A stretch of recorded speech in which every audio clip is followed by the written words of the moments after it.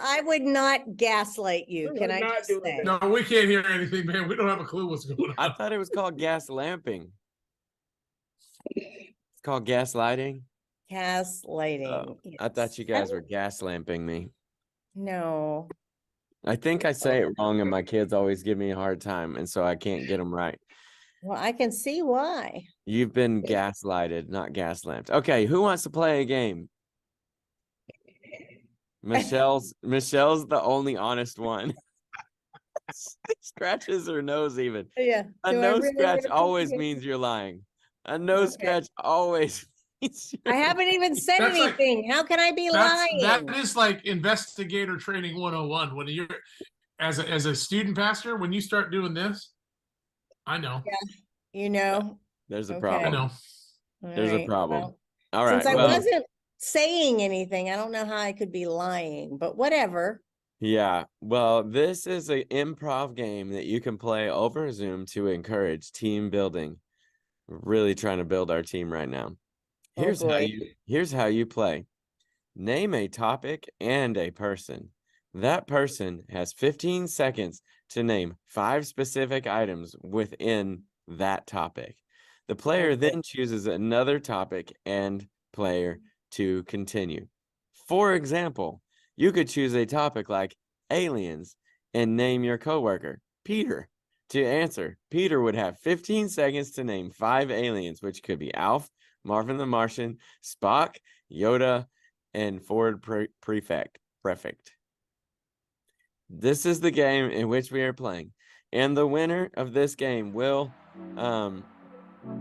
get bragging rights that last for 24 hours. And I'll see you guys in 48. So it's okay if I lose. Not really. I'll see you guys tomorrow. All right. Who's ready to play this game? Here we go. Welcome to Second Take at Eastlake, a podcast of Eastlake Community Church in Irmo, South Carolina. You are invited to join us any Sunday at 9 or 11.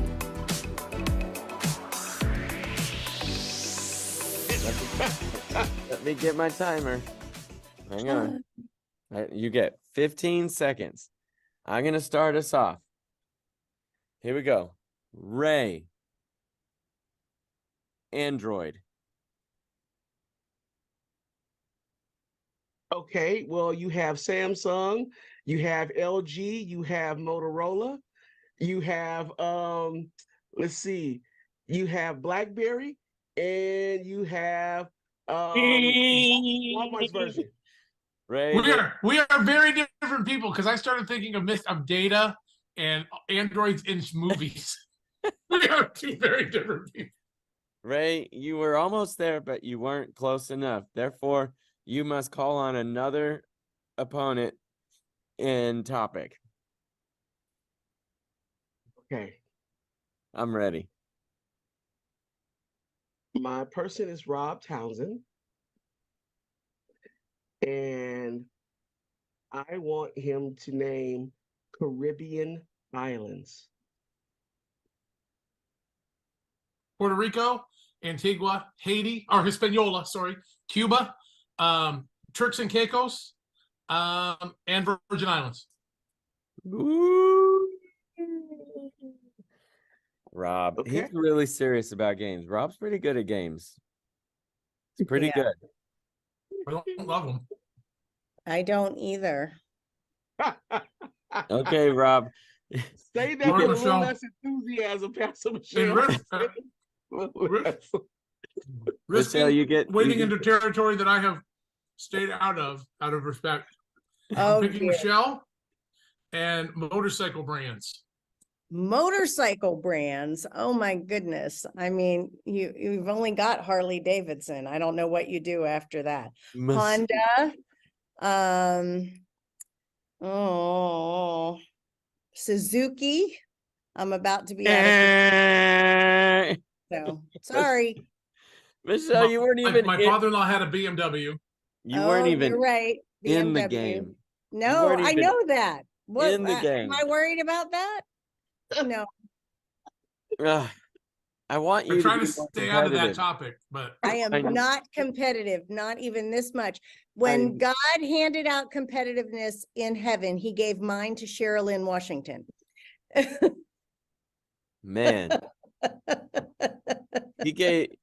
I need you to have a little bit, Michelle. Okay. Oops, hang on. Sorry, I am a disappointment in the competitiveness aspect of things. A little bit. Okay, I'm ready. Oh, I'm Hang supposed on, to I'm pick not ready. I'm something? not ready. Okay, now I'm ready. Oh, Oh, and now I have to pick something. oh turn goodness. someone. Okay. Let's see, Philip. Water sports. Skiing, kite surfing, paddle boarding, polo, wakeboarding. Is that enough? Yep, you got Yay! Philip got it. Ooh, she lobbed that one up for me. That was easy. All right, it's You a should I tie love. I between. love that he did. I love read. that he didn't say swimming. Yeah. You should have Like the asked the easy. books that he's read. What? You should have Books. asked Philip books that he's read. Oh, or books that he's kept. oh, yes, that would be even better. Listen, guys, I've read a bazillion books. I just don't keep them. I've read like thousands of books, probably. Okay, that's a stretch. Hundreds of books. I just Just don't. since coming to Eastlake, you've read hundreds of books. Since coming to Eastlake, I've read hundreds of books. I just don't keep them. So today we wrapped up the series, parenting Place. Placed for a Place purpose. for a Purpose, which I actually read that book 2 times. I did. I read that book 2 times. And I'm done with it, and I was about to throw it away because that's what I used to do until I met you guys. And instead, I went into Michelle's office and I asked her if she would like my book back. And she gracefully accepted the book, and I unfolded the pages that I had folded in it, and I gave it back to her ready for the next person. But what I have to wonder is, will Michelle hold on to that book for years and years and years and years and years and just move it from one place to another? Probably. Which is why I don't hold on to books. I keep them digital. I'm digital, baby. Come on. Do you guys not do that? Do you guys like just open up your books all over again? I have digital books too. Yeah. Yeah. You just I grab a read the book and again. open it. I bet you guys watch movies twice. Oh yeah. Oh, multiple times. More than that. Why would you watch a movie? There's very few movies that I would watch twice. There are a couple. Oh, Like Forrest Gump is most I one. watch over and over again. I watched Forrest Gump a couple of times, but no, I never watch a movie twice. I never read a book twice. Next.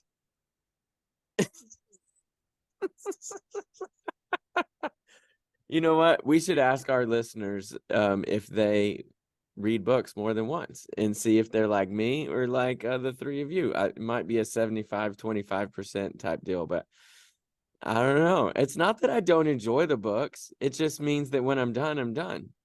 It's not like a Okay. pair of clothes that you can wear again. It's a book and they're heavy. We've done all we can do with this one, guys.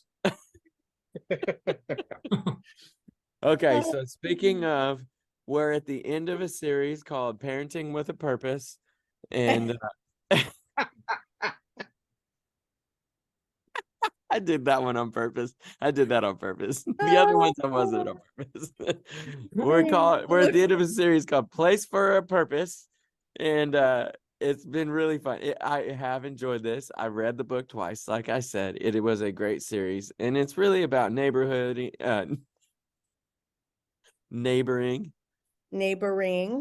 being friendly.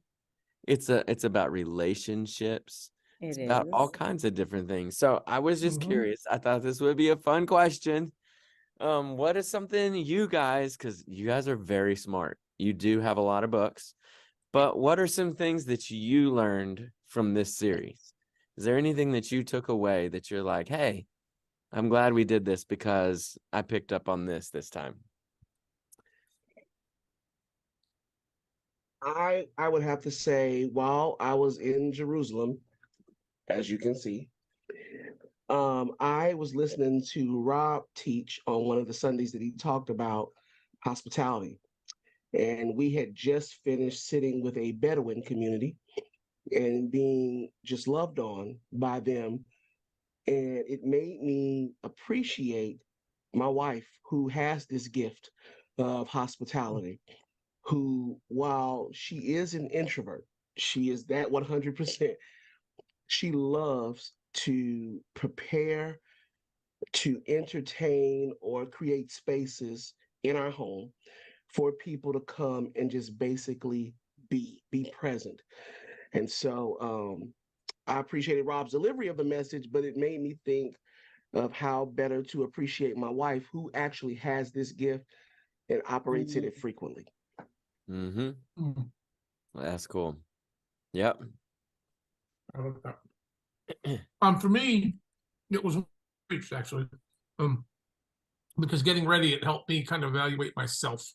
How seeing people is a lifelong process that has to be intentional. Mhm. Meaning we will default to getting in tunnel vision and getting our and missing the people around us. Mhm. And I've known it before, but it was really neat journey for me to experience God pushing me on, okay, so you do a pretty good job seeing people. Here's a bunch of people you haven't seen yet, and Mhm. throwing them in front of me in my neighborhood. And Mhm. yeah, that was pretty cool. So it was a reminder for me and a reinforcement that seeing people takes absolute intentionality and is a lifelong process of discovery. Mhm. Seeing people. Yep. That's good. Yeah, I really enjoyed this past Sunday when it came to me that the things in the book were so much like the class that I had been in, and I was glad to be able to go back and revisit that material. Because I haven't thought about those 7 questions in a while. And I think my default is to try and find benign things to talk about with people that won't upset anyone, thinking that to build bridges. But it was a really good reminder to me that that's not always true. That with the right attitude and the right heart, we can talk about things that are really hard or people might be afraid to ask. And I think those kinds of conversations are the most enjoyable. And so I hope that that stays in my mind so that I do more of that, asking people about things that really matter. Ooh, this is good. I think for me, probably the one that stuck out, and maybe it's just because it's fresh, but there was a lot of things in this one, but one that stuck out is this idea that Michelle was teaching on this Sunday of like being a good listener and pointing out that the way that Jesus interacted with people was a lot of times asking questions and listening. And there's quite a few people in my life right now that are not believers, and to be able to use that in relating to people that are not like me, and to be able to just ask questions and sit and listen and really see things from their perspective. And I haven't gotten to put it into practice yet because it was just a few days ago, but I have a feeling that it will get reversed back to me, that they will ask me questions and listen. So I just thought that was a great tactic. It's something that Jesus did. It's not that I didn't know that, but I think that just you teaching on it like puts it at the front of your brain and kind of like refreshes it and says, this is something that I want to prioritize. And yeah, and one of my things that I'm learning is really cool with my dad, who might watch this podcast, but he probably doesn't. But if he does, is like this idea that it's nice to just listen sometimes to everything that he has to say. Since my mom has passed, it's nice to just call and let him tell me things. And I can't help but wonder if these are things that he would have told my mom, over the time between when I talked to him last and now. And it's like, you know, it's kind of like I don't mind being that person, and it's kind of nice to catch up. So, you Yep. know, being a good listener is also not easy. It's not easy. You have to be intentionally like, or I do. I have to like be like, oh no, I'm listening right now. I'm not talking. Mm-hmm. So Mm-hmm. I liked it. I thought this was a good series. And, you know, since Michelle put it together as part of her ordination, we'll go ahead and consider her ordained, you know, as if the giant panel she sat before wasn't enough. We'll just put a cherry on top. Just tell us where to sign, Ray. Don't give her any. Don't give me any, no. No cue. Yeah, I don't think the panel asked her enough difficult questions. We should probably just give her a couple more. Yeah. I'm waiting for Chris Buck. That's all I can say. Yeah. Yeah.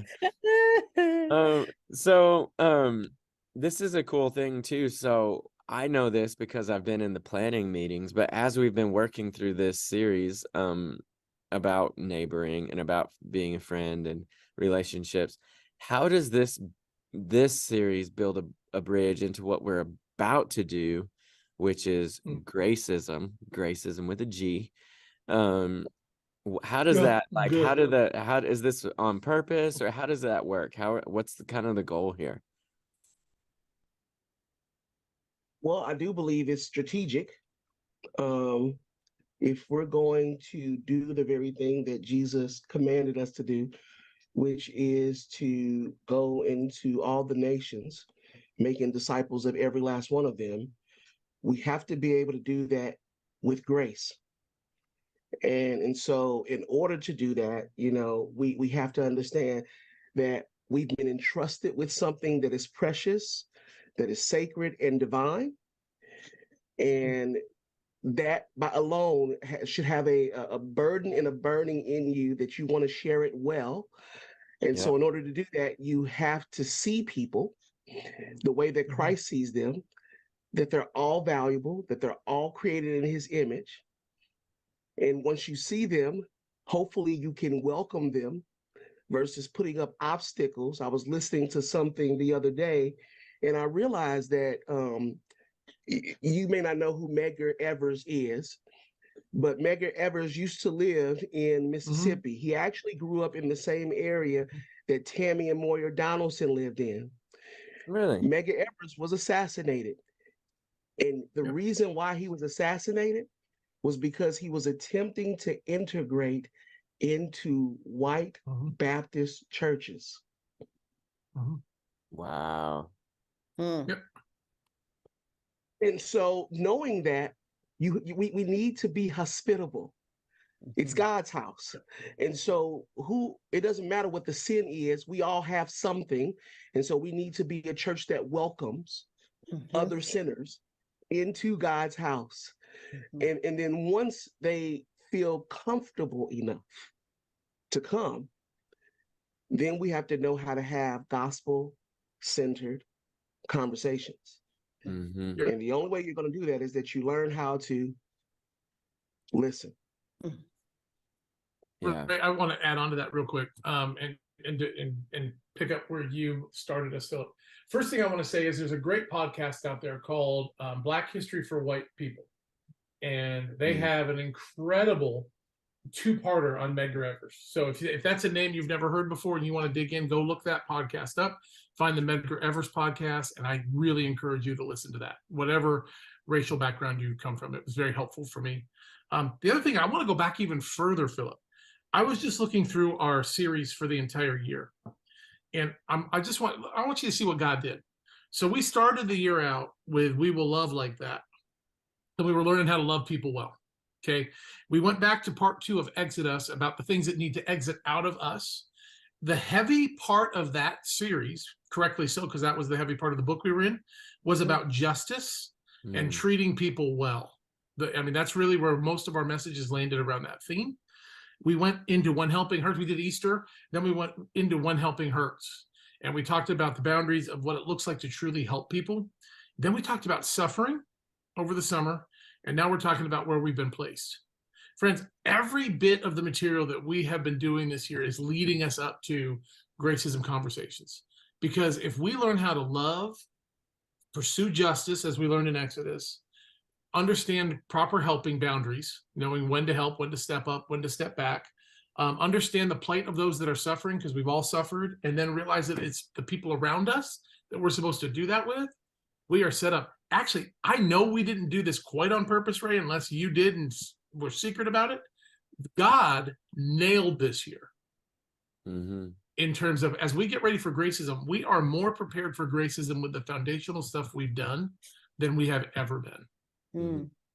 I just want to point that out. And that just came to me literally while we're sitting here. My brain went, hey, pull up the BIDs. And I started looking, I'm like, wait a minute. Look where we started and look where we're going to end. Yeah. That's a pretty cool year. Going into the holidays.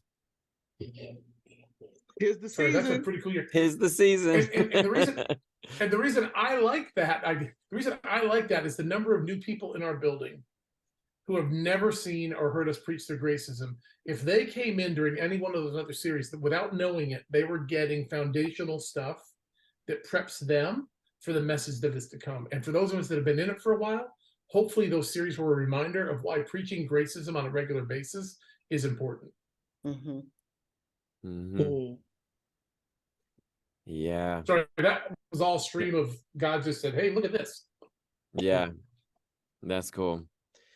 Yeah, I think and I think he's not done, because when we finish Gracism, I can't remember if there's another mini series in there, but there we go into the holidays, which is you're going to be around family and you're going to That's right. need to be gracious.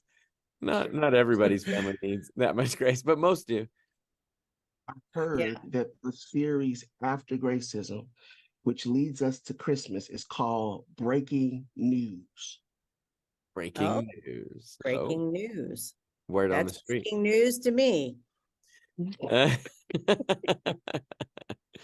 Breaking news. Yeah. So, have you been able to, through this series, Placed for a Purpose, have you guys been able to change any relationships, or has anything changed in your life through this series? Like, has God brought new relationships in? Have you noticed yourself communicating differently with neighbors? Have you noticed God introducing new conversations through this? Anything like that? I mean, you might not be able to share it all, but just kind of curious. I know for me, I have. Like, it's so funny because I live in a neighborhood that's kind of still being built, but it feels like I keep thinking I know everybody, and then I'm like, wait a minute, where do these people come from? Are they staying in the Airbnb, or they live here? And you're like, oh, they live here. Go figure. And so you get to know them. And one of them I met, and they just graduated from USC, and newlyweds. One's a realtor, and just got to know him a little bit just last week. And seems like a cool couple, and they're real social, and they keep they're doing all these football parties. Come over and watch football at their house.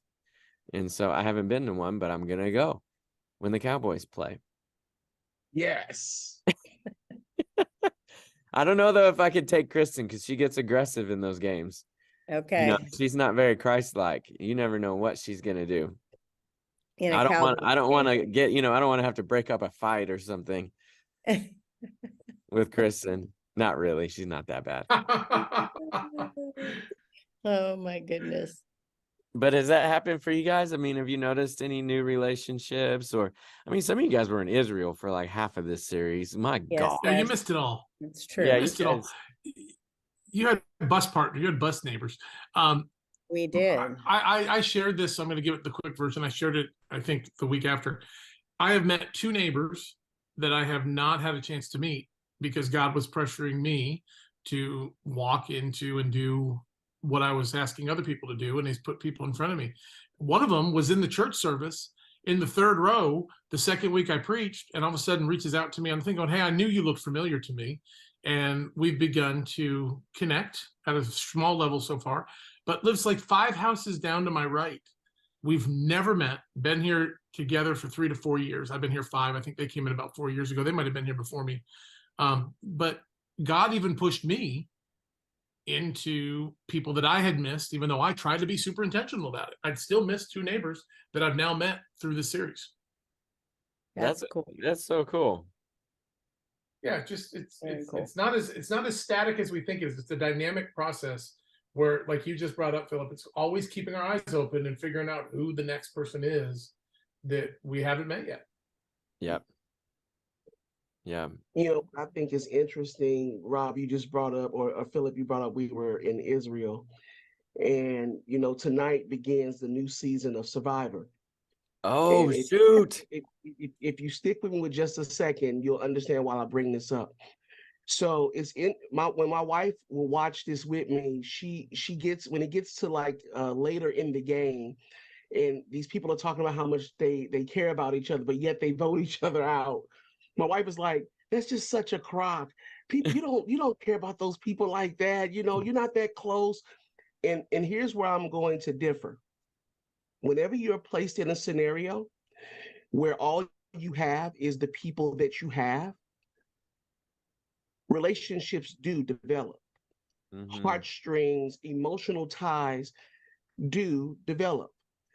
Even though we didn't know, except for Chris and Caroline and Chris's sister and brother-in-law, Pastor Michelle, myself, and Sherilyn, we didn't know anybody else.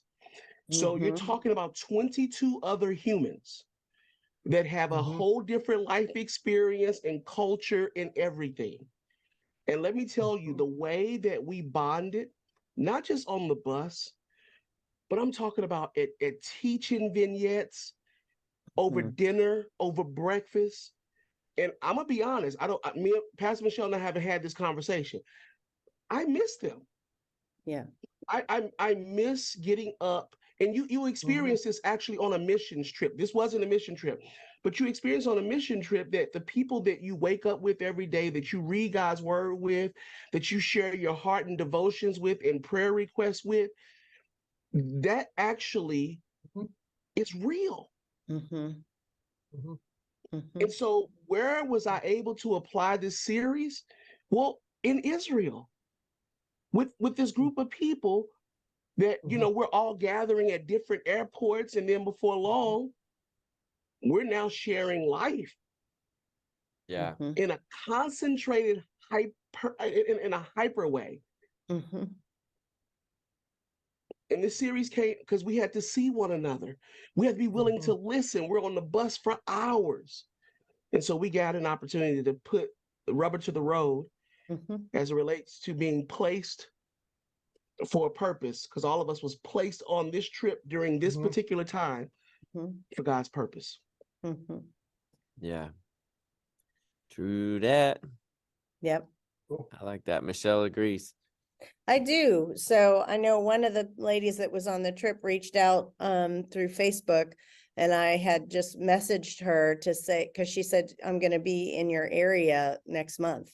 And I'm like, when are you coming? Because I want to make sure that I have space if she comes to this area, because I would love to spend time with her. But it is true.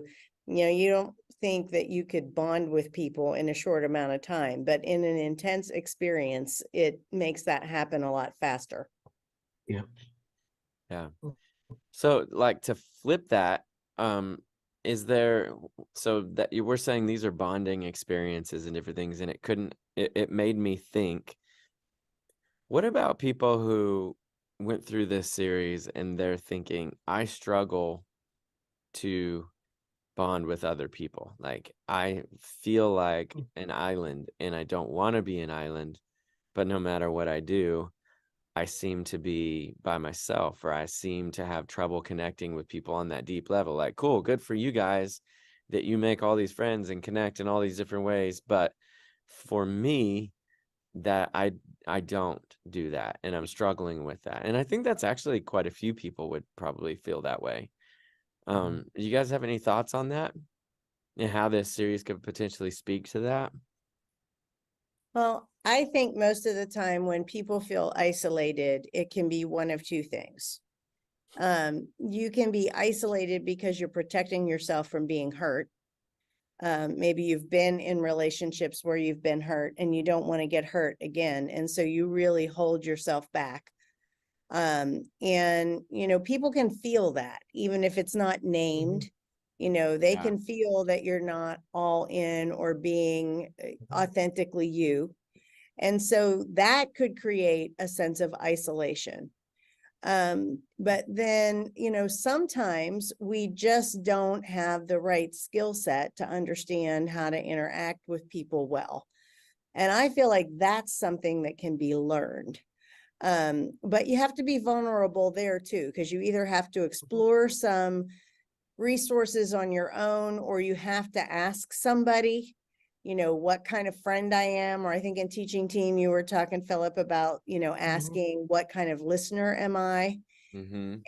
And so you have to figure out, what am I lacking that I'm not relating well to people, and what can I do to change that? Because human beings are pretty adaptable and smart for the most part. Mm-hmm. And so if you want to start relating with people, there are ways to learn that. I think that's why I gave those 3 books about listening on Sunday, is because if you just start to incorporate some practical things, it can really change your relationships. Yeah. I want to throw something else in there too, because what you asked, and I'm afraid that people get stuck in this. You don't have to have the same number of friends to be successful at this as the person that you are thinking has all those friends. It's a matter of just taking the relationships you do have. And again, I think there probably are exceptions where there's people that really have placed themselves or have been placed in situations where they're alone. Okay, but the bottom line is 2 or 3 friends is a successful endeavor for the kingdom. One friend is. So I guess what I'm trying to say to you is, don't look at these extroverts on the screen and say, I got to be like them and know everybody. Because then you're going to feel a sense of defeat, and you're never going to do it. My wife is an introvert. My wife does not have the number of relationships running at the same time that I do. My wife has meaningful relationships with a select few people that she feels intentionally called to build relationship with. She is as successful as I am, if not more so in some cases. So I would just say the big thing is, everything Michelle said, point 1, absolutely, that's all true. Point 2, don't compare it to other people. If you have 1 or 2 people you're investing in, that could be the 2 people God's got for you, and you're banging it out of the park better than the other people are. Yeah. There's something interesting in there too that both of you guys kind of hinted towards in this, like that you're investing in these people. I think a lot of times people see as a friendship as a take, like, these are my friends because they're going to do something for me. I'm marrying this person, and they're going to be my husband, my wife, because they're going to do this for me. And successful relationships really are a humble, sacrificial type of love, where it's like, this is what I want to do for you. Oh yeah, you're my friend. I can't wait to hang out. And when we hang out, I want this to be life-giving for you. And I think a lot of people who struggle in relationships, they are just taking, this is what it does for me. And nobody does that on purpose, but they really do think, it's Friday night. What am I going to get out of, like, what's fun for me? Or with a group of friends, where are we going to go? Where are we going to go eat? Well, where do I want to go? As opposed to, I don't know, I heard that Ray loves barbecue.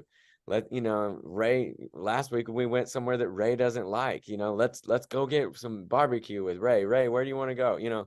Those are the kinds of things that build friendships, is to, like, look at things selflessly, which goes back to more of our series that we've done, and previously we've been talking about that too. So yeah, it's really good. And and that's also the kind of way that you will make friends with your literal neighbors, is to be the neighbor that does things for others, not the neighbor that takes Right. or has demands. Be the neighbor that, like right now, my lawnmower is at somebody else's house because somebody else needed a lawnmower. It's like, they needed a lawnmower. I've got one. Sure. I don't know when I'll go get it back, but we've been borrowing a neighbor's lawnmower for 2 months because our other one broke and the new one arrived today. I sent them a celebratory picture of my new lawnmower. Yeah, see? But it's like little things, but neighbors know what other neighbors need too, and this is a need for them. Hey, I like being kind of like the neighborhood handyman. It kind of makes me happy when something breaks or a fence is, I'm not in the HOA, but like we have a fence that goes down. They call me and I bring all my tools over in my wagon. Okay, it's only happened That's twice, fun. but still, it makes me feel cool. Makes me, and I show up like Tim the Tool Man, it makes me feel great, and it makes me feel happy. But yeah, good stuff. Well, we're about out of time. But is there Wow. anything you guys that went fast? You guys are pretty good Ah. partners. Is there anything you guys would want to talk about before we wrap up? As we're heading in a new series or whatever, or events coming up, what do you want people to know? Well, I want to remind people that there's still time to sign up for Gracism until Sunday at 1 p.m. So students 8th grade and above and adults, we still have room for you. And then we have 3 new men's groups and a new women's Saturday morning group that are up on Group Finder, which you can link to through the events page. And so if you are looking for a single gender discipleship experience, they are available. So sign up and fill up those groups. Hey, I cool. want to throw on top of that, when you brought up the ages for Gracism this time. As a parent who had their son go through Gracism when we did our last time we did it with age specific discussion groups, I just want to encourage any parent that is thinking about it to jump right in.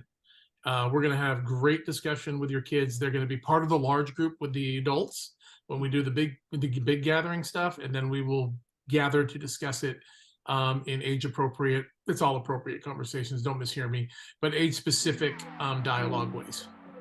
So I highly recommend it. There you have it. That's the deal. All right, guys. Well, we're going to wrap up. Time for nighty night. Go to sleep. Past your bedtime. Probably not. We'll see you later. Bye. Eastlake Community Church is an intentional, multicultural community empowered by the Holy Spirit. We passionately pursue a loving relationship with God and everyone Jesus was sent to die for, here, near, and far.